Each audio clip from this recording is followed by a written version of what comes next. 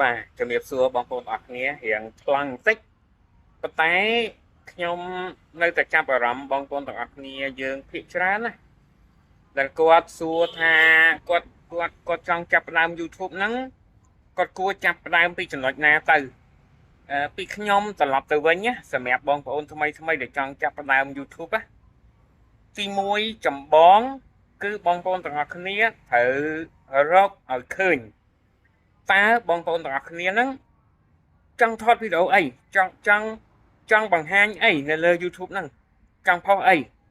ចង់ថតបែប vlog ចង់ថតបែបសត្វចិញ្ចឹមចង់ថតបែបដំណើរកម្សាន្តឬក៏ចង់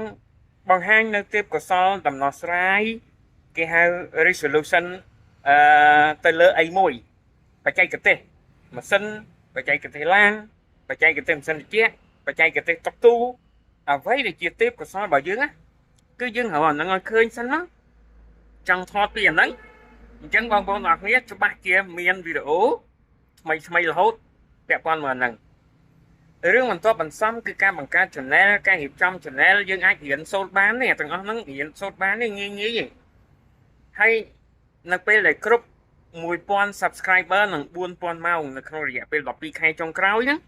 បងប្អូនអរគ្នាអាចមានសិទ្ធិរកលុយបានហើយអ្នកនរគ្នាអង្គុយលេង channel YouTube របស់យើងរកលុយឲ្យយើង